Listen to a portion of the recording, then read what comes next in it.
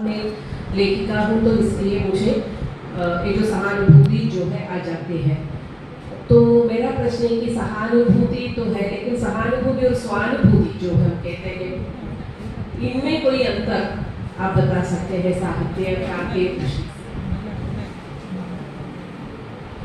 इसको और आसान करके कहो, सहानुभूति और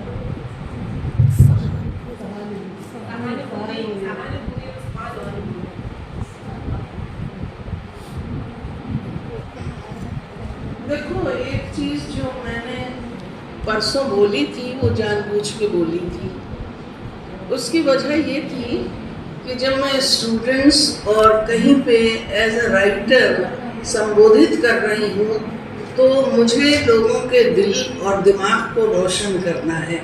राइटर का काम सिर्फ लिखना नहीं है, बल्कि आग जलाना है, दिमाग में भी और दिल में भी। तो बल्कि मैंने पूरे एक साल पेन डाउन कर दिया था और जगह जगह जाके लेक्चर दिया था और जागरूकता पैदा की थी। तो इमोशनल होना कोई अच्छी बात नहीं समझी जाती है, लेकिन बिना इमोशन के साहित्य की रचना कैसे होगी। लेकिन बहुत ज़्यादा जब तुम भावुक हो जाते हो तो फिर सही रास्ते से भटक जाते हो। तो बिना किसी मुद्दे के, बिना किसी तर्क के आप सिर्फ भावुक नहीं हो सकते हैं, क्योंकि आज के दौर में भावुक होके ही एक तरफा नजरिया से हम चल रहे हैं, जो कि ठीक नहीं है। एक राइटर होने का मतलब क्या है? वो बेड़ियां तोड़े, पुरानी जड़ परंपराओं को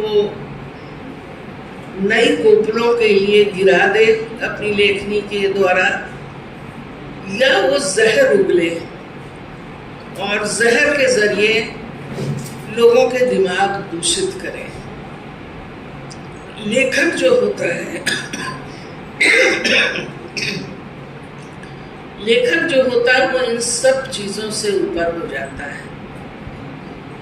जिस वक्त उसके हाथ में कलम और कागज होता है, ना वो कोई धर्म से ताल्लुक रखता है, ना किसी जाति से, ना किसी विचारधारा से। बस उसका लक्ष्य होता है इंसानियत, और वो चीज़ देना चाहता है जो आने वाली जनरेशन के काम आए। तो मैंने ये जो बहुत ही सेंसिटिव और बहुत ही सामायिक जो हमारा वो रहा है सब्जेक्ट, उस पर इसीलिए मैंने मनोविज्ञान लिया है कि इन सारी घटनाओं का पीढ़ी दर पीढ़ी कितना बुरा असर पड़ता है। आप लोगों को दबा तो लेते हैं और वो सब कहलवा लेते हैं जो आप कहलवाना चाहते हैं, लेकिन किसी की मानसिक पीड़ा और जो टीस है दिल की, वो मिटा नहीं पाते हैं, और एक पीढ़ी अपना गम दूसरी पीढ़ी को देती है। ये बहुत तकलीफदेह बात है। जैसे मैंने कुछ नए लड़कों की, नए साहित्यकारों की कहानियां पढ़ी जिसमें उसने अपनी दादी का जिक्र किया जो मुल्तान से उखड़ के बंटवारे के बाद आई, और उनकी एक संदूची थी जिसमें वो बहुत छोटी छोटी मुल्तानी चीजें रखे हुए थी, और उसकी चाबी जो थी वो अपने पोते को देके गई, क्योंकि उनके इस इमोशंस का उनके हस्बैंड से लेके सब मजाक उड़ाते थे। तो एक इंसान जिन यादों के साथ बड़ा होता है, उसके ऊपर सियासत जब एकदम से सियासत की तलवार मार देती तो भूल जाती है कि इंसान के पास दिल और दिमाग, यादें और परंपराएं रहती हैं। और वो लड़का उन यादों के सहारे फिर उस दुर्घटना को दोहरा रहा है। तो सोचो पीढ़ियां मुक्त नहीं हो पाती हैं, एकदम पीढ़ियां मुक्त नहीं हो पाती। और ये इतनी बड़ी ट्रेजेडी हमारे यहाँ हुई है जिसको हमारे राजनेता भुलाना नहीं चाहते हैं। कुछ थिंकर ऐसे हैं जो बार बार एक कौम को प्रताड़ित करते हैं। वो ये नहीं बताते हैं कि किन लोगों ने स्वतंत्रता की लड़ाई में साथ दिया। हम एक हुए, लोग डरे हमसे और चले गए, लेकिन वो ये जरूर याद दिलाते हैं कि इनकी वजह से बंटवारा हुआ। और ये अभिशाप कौन हटाएगा? आने वाली पीढ़ी की भी तो कुछ जिम्मेदारी होती है कि वो अपने अतीत में जाए और वर्तमान में खड़े होकर देखे सब क्या हो रहा है। मुसलमानों का कंट्रीब्यूशन, जैनियों का कंट्रीब्यूशन, सिखों का कंट्रीब्यूशन, यहाँ तक कि पारसियों का कंट्रीब्यूशन, किसका कंट्रीब्यूशन इस मुल्क में नहीं रहा है। और इसका हुस्न यही है कि अनेकता में एकता है। इसको छिन भिन करके आप क्या करेंगे? जैसे गुजरात में जो बहुत बड़ा दंगा हुआ था तो गांव के गांव खाली हो गए थे। जब बसाने की बात चली तो मुसलमानों ने कहा हम न जाएंगे, हम नहीं जाएंगे। आदिवासी भी बहुत आहत थे। तो उसमें शरीफा, एक शरीफे के बागान का था कि उनसे कहा कि आप फिर शरीफा बोइए। फिर उनकी फसल खराब की गई। फिर कुछ गांव में लोहार नहीं रह गए थे क्योंकि वहाँ के लोहार मुस्लिम थे। खेतिहर लोग गए और बोले आप लौट के आइए, हमें औजारों की जरूरत है। तो उन लोगों ने कहा हम नहीं आएंगे, हमें कहा हमारे भरोसे चलिए, हम फिर से बस रहे हैं। ठीक है, उन लोग वापस आए। मेरा कहने का मतलब ये है कि हम एक दूसरे पर निर्भर हैं। हमारे समाज का जो ताना बाना है वो इसी से बना है। अगर हम बैठने लग जाएंगे सबकी नफ्स देखने कि तुम हिंदू हो घर जाओ, तुम मुसलमान हो तुम ये न करो, तो हमारे देश का नक्शा क्या होगा? जिन लोगों ने आहुति दी, जिन लोगों ने अपनी सोच में एक हिंदुस्तान को बसाया, मुझे अच्छी तरह याद है कि जब मुझे होश आया और मैं दिल्ली आई तो सबसे ज़्यादा उज्जवल जो मुझे लगा वो 70, 80 और 95 तक का हिंदुस्तान लगा। और गर्दन एकदम अकड़ जाती थी जब किसी मंत्रालय में जाते थे और औरतों को काम करते देखते थे। बड़े बड़े ओहदे पे बैठी बिना किसी आरक्षण के, बिना किसी उसके। तो हिंदुस्तान में एक एक मामूली आदमी ने अपनी मेहनत, अपना खून, अपना डिवोशन लेके आगे बढ़े, लेकिन उसको रबर से इस तरह मिटाना कि कुछ नहीं था। ये एक कई पीढ़ियों के साथ अमानवीय, जिसे कहते हैं अमानवीय हरकत है, बहुत बड़ा जुर्म है जिसकी कोई अदालत दुनिया में नहीं है। मैं तुमसे पूछती हूँ,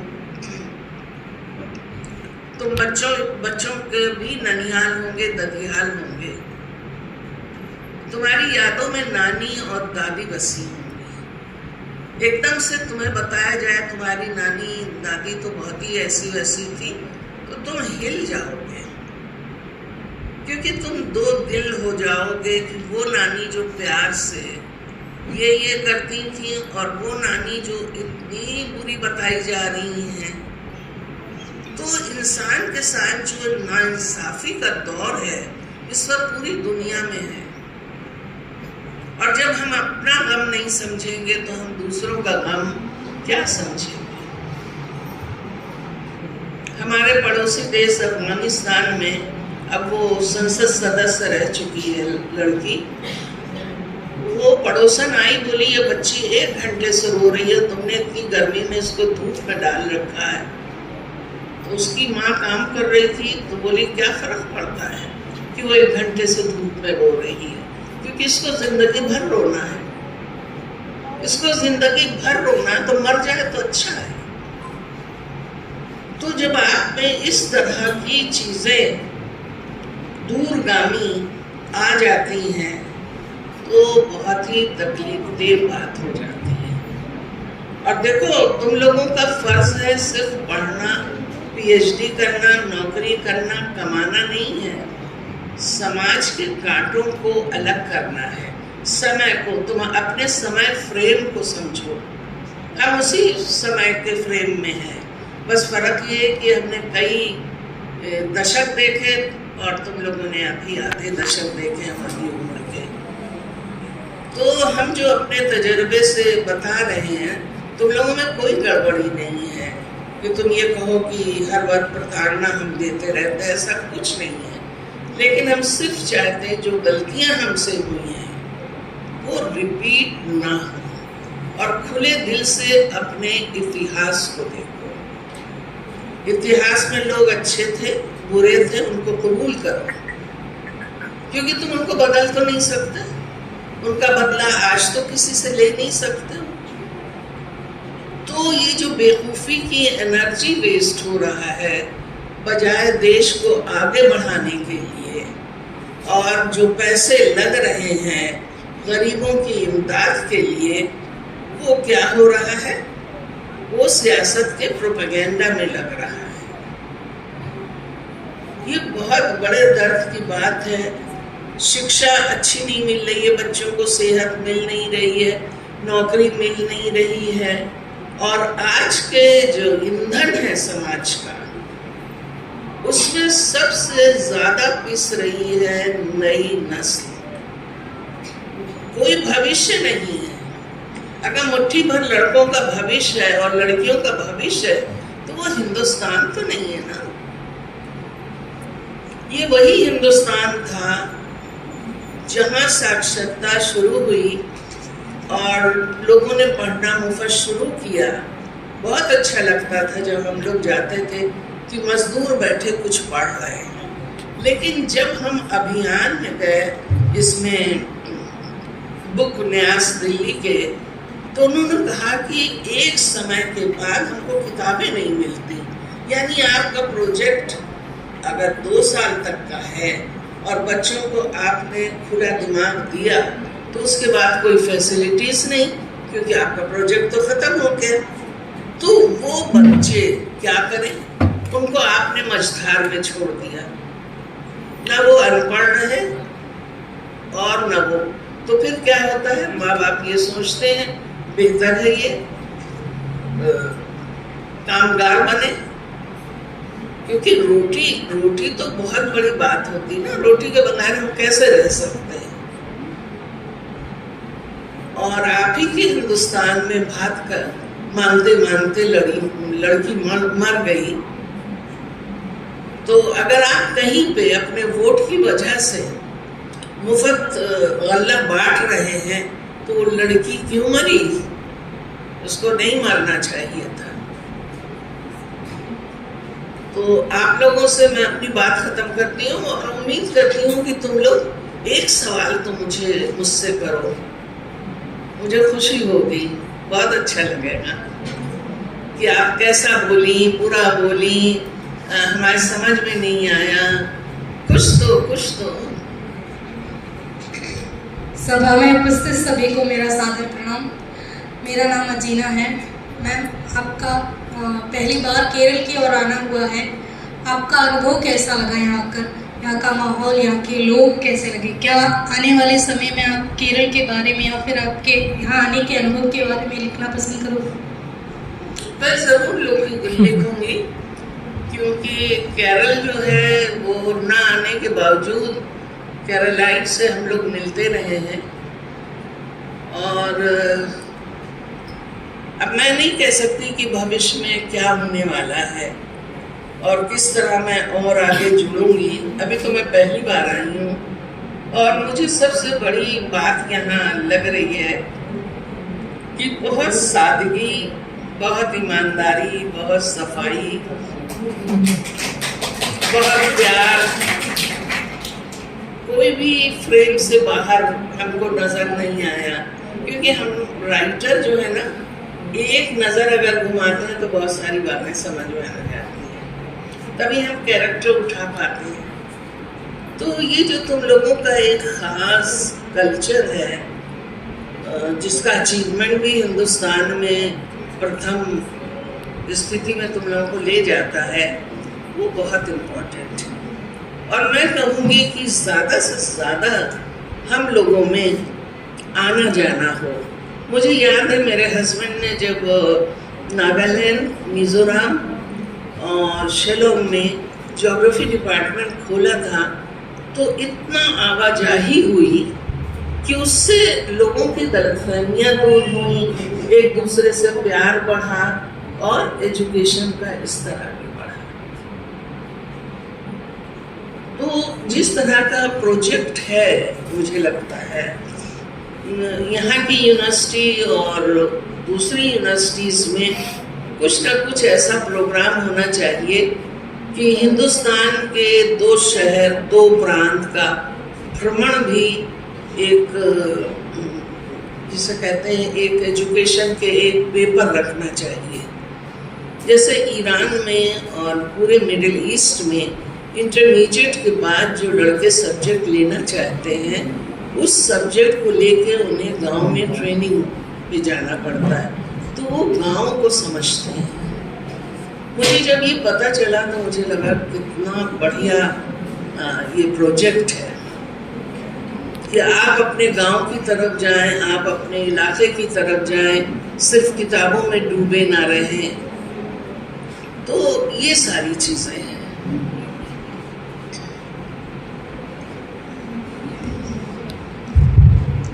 मेरा आपसे सवाल है कि आपने बहुत सारी उपन्यास, कहानी वगैरह लिखे हैं, और उनमें आपने कोई सच्ची घटना से आधारित कोई पात्र आपने लिखा है अपने उपन्यास या कहानी में?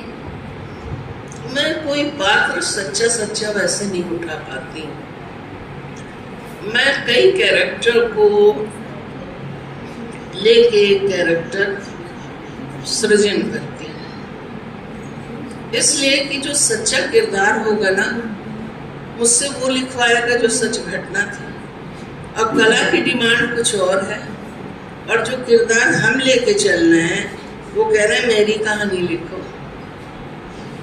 तो मेरे उसमें मैं ये कभी नहीं कहूँगी कि ये सच्ची घटना, लेकिन मैं ये कह सकती हूँ कि हाँ, एक टुकड़ा इस तरह का मुझे कहीं मिला था जिसने बहुत ज़्यादा मुझे प्रभावित किया, मेरी वेदना और संवेदना को जगाया। तो ये कहानी फूट पड़ी, ये कहानी एकदम से फूट पड़ी। ये है।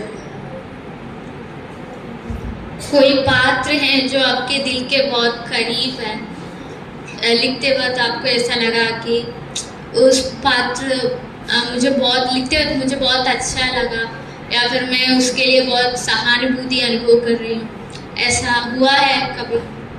ज़्यादातर होता है, इसके बिना हम लिख नहीं सकते। लेकिन मैं 2 एक्सपीरियंस तुम लोगों के बीच बांटना चाहती हूँ। एक हमारे अक्षय भट्ट के जो त्रिपाठी थे इंस्पेक्टर, जब वो मर गए तो लगा ये क्या किया मैंने, मैं शोक में डूब गई। बड़े बदतमीज आदमी थे, लेकिन मैं शोक में डूब गई। फिर मैंने कहा नहीं भाई, इनको 2-3 अध्याय और जिंदा रखो, तब इनसे खुदकुशी करवाओ। और एक था जीरो रोड का जो हीरो था, वो पता नहीं क्या रिलेशनशिप उससे डेवलप हो गया मेरा, जैसे लगा कि वो एकदम ही मेरे करीब है। और ये 2 एक्सपीरियंस मुझे ज़रूर हुए, लेकिन मैं थोड़ी सी बिना किरदार को प्यार किए और बिना परिवेश को उठाए या अपने अंदर का जो दुख है उसको मिला के तब मैं लिखती हूँ, उसके बिना मैं नहीं लिख सकती। ये मेरी रचना प्रक्रिया है। हाँ। पात्र सृष्टि को लेकर जब मैम बता रही हैं तो किसी भी रचनाकार से सुनना हम चाहेंगे। जैसे अभी काल्पनिक पात्र या यथार्थ, उस पर तो मैम अभी बता चुकी हैं। मैं ये जानना चाहती हूँ कि जैसे आप किरदारों की बात कर रही हैं, तो कोई किरदार आपके रचना में ऐसा रहा जिसने आप पर नियंत्रण किया हो? कोई भी रचनाकार किरदार की सृष्टि करता है और उस पर नियंत्रण रखता है कि कहानी को कैसे बढ़ाया जाए। जैसे आप अभी अक्षरवट के इंस्पेक्टर की बात कर रहे थे, तो कोई किरदार ऐसा रहा जिसने आपको नियंत्रण में कर लिया हो?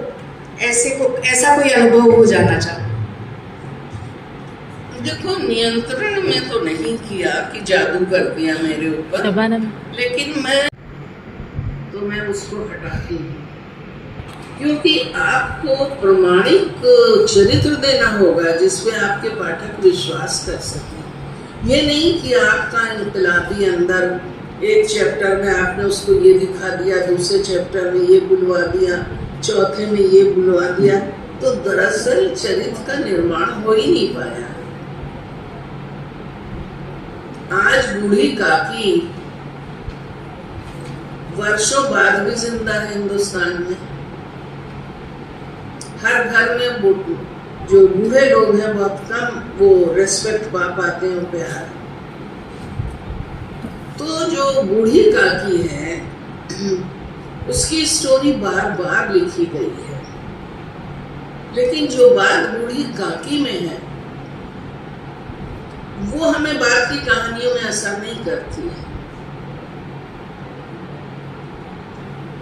क्योंकि जो उसका परिवेश है वो सारा बड़े अजीब तरह से असर करता है। ऐसा नहीं है कि कहानियाँ अच्छी लिखी नहीं जा रही हैं या अच्छी है नहीं, लेकिन अपने समय में कुछ ऐसी चीजें राइटर के कलम से निकल आती हैं कि वो अमर हो जाती हैं। अब इसका रहस्य क्या है ये तो हम राइटर भी नहीं जानते हैं। मैंने सोचा था कि मेरी फला जो किरदार है वो बहुत डिस्कस होगा, लेकिन नहीं डिस्कस हुआ। लेकिन जो किरदार मैंने कभी ध्यान भी नहीं दिया वो सबसे ज्यादा डिस्कस हुआ। तो ये जादू है जिसको हम रचते हैं। इसका रहस्य क्या है? और सृजन के बारे में हम बात कर रहे हैं, लेखन के बारे में नहीं। लेखन तो कोई भी कहानी उठा के आप लिख सकते हैं, लेकिन जिसमें सृजन हो, मौलिकता हो, नए अंदाज से बात कही गई हो और आपको बताया गया होगा ये भी हो सकता है, मैं उस लेखन की बात इस वक्त कर रही हूँ। क्योंकि लेखन में तो आजकल ये भी हो रहा है, क्रिएटिव साड़ियाँ। हमने अभी तक लिटरेचर को क्रिएटिव माना, आर्ट को माना। अब उन्होंने लफ्ज क्रिएटिव साड़ी के बेचने में लगा दिया। हम उनको पकड़ तो नहीं सकते ना, भाई उन्होंने भी क्रिएट डिजाइन की, लेकिन हमारा शब्द फिसल के उस तरफ चला गया। तो ये जो बढ़ता हुआ समय है, बढ़ती हुई चीजें हैं, बाजारवाद है, इस सब के प्रति तुमको संवेदनशील होना पड़ेगा। अपने अलावा भी दूसरे के बारे में सोचना होगा, तब ये हिंदुस्तान बहुत आगे जाएगा, बहुत आगे जाएगा।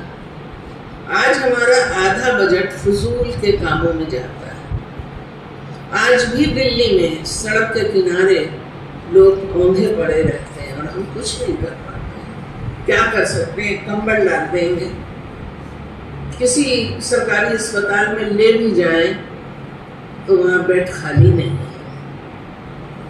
जब ये राजधानी की हालत है तो फिर बाहर जो छोटे छोटे नगर या गांव है वहाँ क्या होगा? वहाँ सहानुभूति होती है, कंसर्न फील करता है।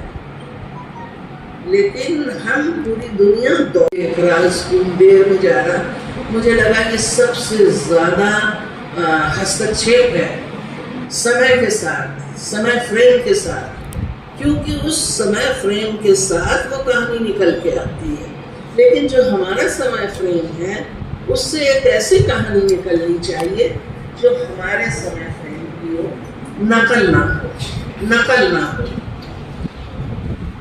तो ये है, तो मैं उसको हटाती हूँ, क्योंकि आपको प्रमाणिक चरित्र देना होगा जिसपे आपके पाठक विश्वास कर सकें। ये नहीं कि आपका इनकलाबी अंदर एक चैप्टर में आपने उसको ये दिखा दिया, दूसरे चैप्टर में ये बुलवा दिया, चौथे में ये बुलवा दिया, तो दरअसल चरित्र का निर्माण हो ही नहीं पाया। आज बूढ़ी काकी वर्षों बाद भी जिंदा है हिंदुस्तान में। हर घर में जो बूढ़े लोग हैं बहुत कम वो रेस्पेक्ट पा पाते हैं, प्यार। तो जो बूढ़ी काकी है उसकी स्टोरी बार बार लिखी गई है, लेकिन जो बात बूढ़ी काकी में है वो हमें बाद की कहानियों में असर नहीं करती है, क्योंकि जो उसका परिवेश है वो सारा बड़े अजीब तरह से असर करता है। ऐसा नहीं है कि कहानियाँ अच्छी लिखी नहीं जा रही हैं या अच्छी है नहीं, लेकिन अपने समय में कुछ ऐसी चीज़ें राइटर के कलम से निकल आती हैं कि वो अमर हो जाती हैं। अब इसका रहस्य क्या है ये तो हम राइटर भी नहीं जानते हैं। मैंने सोचा था कि मेरी फलां जो किरदार है वो बहुत डिस्कस होगा, लेकिन नहीं डिस्कस हुआ। लेकिन जो किरदार मैंने कभी ध्यान भी नहीं दिया वो सबसे ज़्यादा डिस्कस हुआ। तो ये जादू है जिसको हम रचते हैं। इसका रहस्य क्या है? और सृजन के बारे में हम बात कर रहे हैं, लेखन के बारे में नहीं। लेखन तो कोई भी कहानी उठा के आप लिख सकते हैं, लेकिन जिसमें सृजन हो, मौलिकता हो, नए अंदाज से बात कही गई हो और आपको बताया गया होगा ये भी हो सकता है, मैं उस लेखन की बात इस वक्त कर रही हूँ। क्योंकि लेखन में तो आजकल ये भी हो रहा है, क्रिएटिव साड़ियाँ। हमने अभी तक लिटरेचर को क्रिएटिव माना, आर्ट को माना, अब उन्होंने लफ्ज़ क्रिएटिव साड़ी के बेचने में लगा दिया। हम उनको पकड़ तो नहीं सकते ना, भाई उन्होंने भी क्रिएट डिज़ाइन की, लेकिन हमारा शब्द फिसल के उस तरफ चला गया। तो ये जो बढ़ता हुआ समय है, बढ़ती हुई चीज़ें हैं, बाजारवाद है, इस सब के प्रति तुमको संवेदनशील होना पड़ेगा। अपने अलावा भी दूसरे के बारे में सोचना होगा, तब ये हिंदुस्तान बहुत आगे जाएगा, बहुत आगे जाएगा। आज हमारा आधा बजट फजूल के कामों में जाता है। आज भी दिल्ली में सड़क के किनारे लोग औंधे पड़े रहते हैं और हम कुछ नहीं कर पाते हैं। क्या कर सकते हैं? कंबल डाल देंगे। किसी सरकारी अस्पताल में ले भी जाएं तो वहाँ बेड खाली नहीं है। जब ये राजधानी की हालत है तो फिर बाहर जो छोटे छोटे नगर या गांव हैं वहाँ क्या होगा? वहाँ सहानुभूति होती है, कंसर्न फील करता है। लेकिन हम पूरी दुनिया स्कूल देर में जा रहा, मुझे लगा कि सबसे ज़्यादा हस्तक्षेप है समय के साथ, समय फ्रेम के साथ, क्योंकि उस समय फ्रेम के साथ वो कहानी निकल के आती है। लेकिन जो हमारा समय फ्रेम है उससे एक ऐसी कहानी निकलनी चाहिए जो हमारे समय फ्रेम की हो, नकल ना हो। तो ये है।